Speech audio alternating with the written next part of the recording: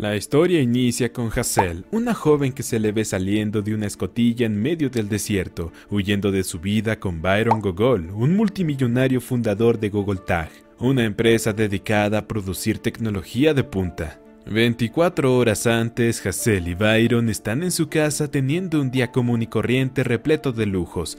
Luego de nadar en su piscina, Byron habla con unos ejecutivos, momento en el que Hazel le saca el dedo del medio a escondidas.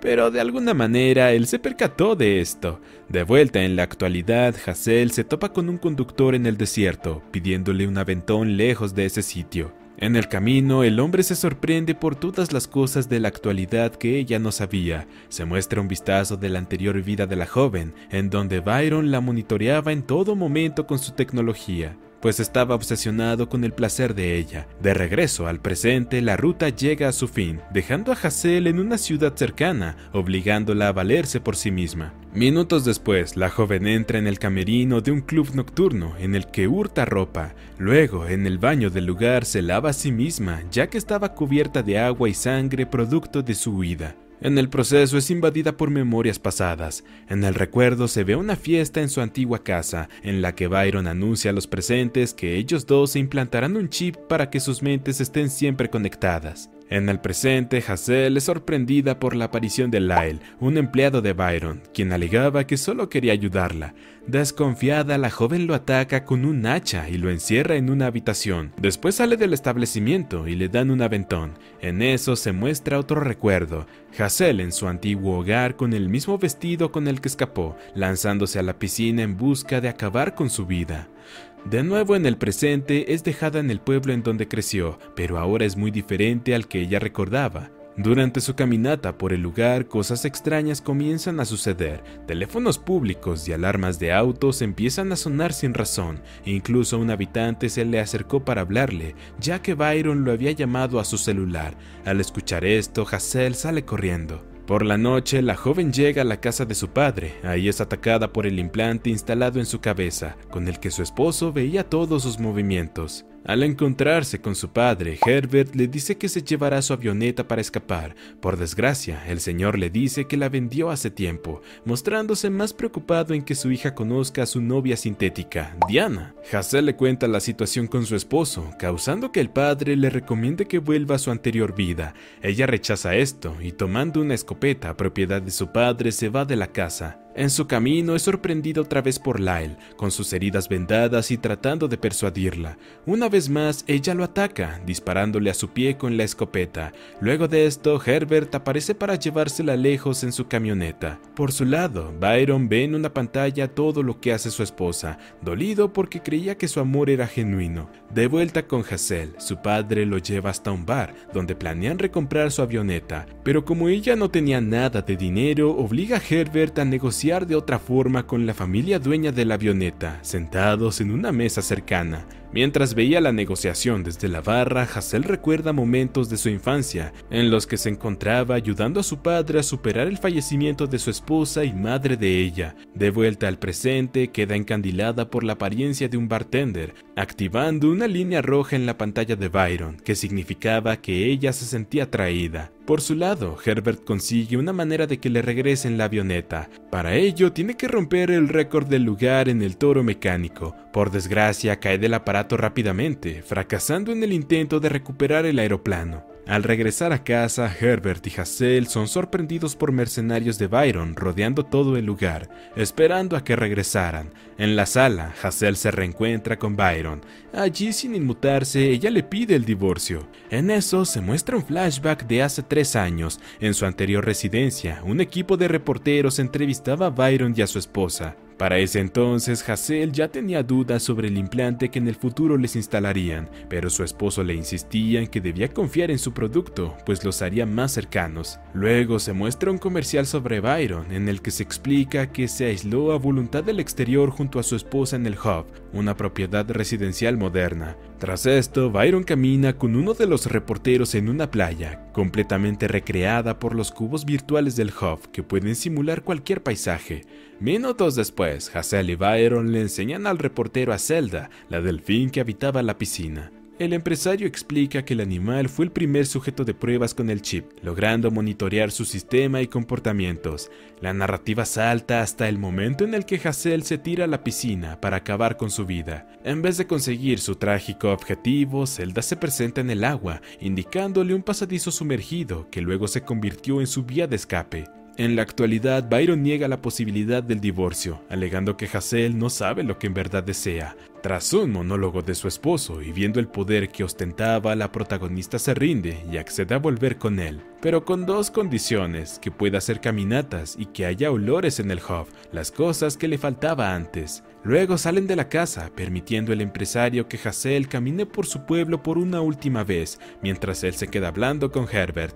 En su paseo, la joven llega hasta el patio del bartender. Acto seguido le pide que se desvista y que se toque a sí mismo, en forma de protesta para Byron, quien vio el evento en su pantalla. Tras esto, Hazel mira un espejo de un auto, sabiendo que estaba vigilada. Le dice directamente a Byron que no quiere una vida con él. Por esto, el empresario regresa triste a su casa, durmiendo solo por primera vez en mucho tiempo. Un flashback de hace 10 años toma lugar, en el que Hazel, a las afueras de una universidad, vende números de un falso sorteo del próximo teléfono de Google Tag a ingenuos estudiantes. Byron, enterado de la estafa, se encuentra con ella minutos después para invitarla a cenar. En la noche, Hazel llega al punto de reunión, un cubo gigante metálico. Al entrar a él, es recibida por un ansioso Byron. Descubre que el interior del cubo es una recreación muy real de un restaurante en Roma. De vuelta al presente, Hazel recibe una lista de deudas que debe pagar por su padre. Más tarde, la protagonista usa sus antiguos dotes de estafa para quedarse con los teléfonos de muchas personas que asistían a una clase de yoga. Luego los vende en una tienda de empeño, en donde Bangles, su antigua mejor amiga, trabaja. La mujer inicia una discusión, preocupada por la desaparición de Hazel por tantos años, aunque la conversación es interrumpida por Bennett, otro empleado de Byron que llegó a la tienda. El joven traía muestras de olor para que Hazel dijera cuál le gustaba, pero ella se muestra reacia a comunicarse con él, por lo que Bangles lo expulsa del establecimiento. Poco después, para ponerse al día, Hazel llega a casa con su amiga, momento en el que le entrega el dinero recolectado a Herbert. Por otro lado, le informan a Byron que su plan con los olores no funcionó. Furioso, ordena a sus hombres a encontrar a Lyle y matarlo por su fracaso del día anterior. Mientras, Hazel le cuenta a Bangles lo fantástico pero infeliz que era su matrimonio. Volvemos con Byron, quien con ayuda de un empleado trata de hacer actividades cotidianas, como beber para entender lo que su esposa está experimentando. Retornamos a la conversación de las amigas, quienes para burlar la vigilancia de Google Tag se ingeniaron una manera de mantener secretas sus palabras, hablando en un idioma inventado por ellas. Esto hace que Byron se rinda, declarándole a sus empleados que si su esposa no vuelve en 48 horas, va a fusionarse con ella gracias al chip. A pesar de que esto no se había probado antes, en su melancolía recuerda la cena de hace 10 años, en la que gracias a su realidad virtual trasladó a Hazel por todo el mundo. En esa mágica cena la enamoró. Al día siguiente, la doctora Fifanny, científica del Hub, noquea a un guardia para entrar en el tanque donde tienen retenida a Zelda, agradeciéndole a la Delfín por ayudar a huir a Hazel. Por su lado, la protagonista y su padre entran a un bowling para contratar a un abogado para el divorcio. Esto asusta mucho al omnisciente Byron. Luego se muestra un recuerdo de Fifanny hablando con él, revelando que ella fue la creadora del chip que monitorea emociones y estados de ánimo. Encantado por este invento, Byron le ordena que lo adapten para uso humano, asustando a la científica, quien trata de disimular su angustia por el futuro de su creación. En el presente, Fifanny acude a una reunión clandestina en el desierto con Ignacio, dueño de la principal competidora de Google Tag. Ella le confiesa que su cooperación con Byron fue un error, prometiéndole que le venderá el chip a él si logra recuperarlo. Volvemos con Hazel, quien trataba de convencer al abogado de tomar su caso sin decirle el nombre de su esposo. Debido a la reputación que éste tiene, en un desliz Herbert menciona el nombre de Byron, causando que el abogado tome el caso de inmediato. Con sus elementos de trabajo en mano, trata de convencer a Hazel de que mantenga el chip en su cabeza, ya que es su evidencia más sólida contra su esposo. De pronto, las luces del establecimiento se apagan, quedando solo las pantallas encendidas. Se muestran fotos vergonzosas del abogado cometiendo actos ilícitos. Después de atender una llamada desconocida, el abogado alterado se va del lugar sin decir nada, pues la extorsión hacia él funcionó. En el desierto, Fifanny se reúne con Lyle, quien ahora vive bajo perfil por las amenazas de Gogoltag. La científica le notifica que consiguió un comprador para el chip. Si le ayuda a extraerlo de Hassel, le dará un porcentaje. Ambos empleados, rebeldes del Hof, se ponen manos a la obra para encontrar a la protagonista. Regresamos con Byron, quien está en una cirugía craneal para activar la fusión de su chip con el de su esposa. Esto provoca que Hassel, mientras caminaba de regreso a su casa, le duela mucho la cabeza. Presa de la agonía, cae inconsciente, justo en el momento en el que Lyle y Fifanny llegaron para llevársela. Poco después se ve a Byron y a Hassel estableciendo contacto de forma virtual en una playa, pero por un mal funcionamiento se pierde la conexión entre la pareja, quedando Byron solo. Hassel despierta en la van de los científicos, sin entender qué estaba pasando. En eso, Fifanny le explica que Lyle logró cortar la comunicación de su chip por 5 minutos y solo tenían ese periodo de tiempo para extraerle el dispositivo. Sin embargo, Hassel sigue sin fiarse de ellos, por lo que los científicos la dejan en medio del desierto para que vea que no la quieren regresar al Hof. Por su lado, Byron aumenta el nivel de realismo de su cubo virtual para sincronizarse mejor con el chip de su esposa. Regresamos con Fifanny, quien deja a Lyle en un hotel, separando sus caminos. Ella le informa que volverá al Hof para terminar de sacar el chip de Zelda y luego renunciar a Gogoltag. Después de eso, tomará un nuevo rumbo en su vida. Por la noche, Hassel regresa mareada a su casa. Al encontrar el lugar a oscuras y sin rastro de su padre, se asusta, buscándolo en todas partes. Finalmente lo encuentra en su habitación durmiendo con su novia sintética. Furiosa porque no mostró señas de preocupación por su desaparición, Hassel toma a Diana para lanzarla, pero su padre la empuja gritándole. Llena de resentimiento, la joven le reprocha que trata mejor a su muñeca que a su propia hija. A la mañana siguiente, Herbert convoca a una monja a su casa, Judith, que supuestamente puede ayudar a Hassel. En el Hof, Fifanny le informa a Byron sobre su renuncia. El empresario en venganza la engaña para que entre en un cubo virtual, en donde queda encerrada en una llanura infinita. En la oficina, Bennett le pregunta cuándo la debe dejar salir, aunque se sorprende al escuchar que su jefe la quiere retener ahí de por vida.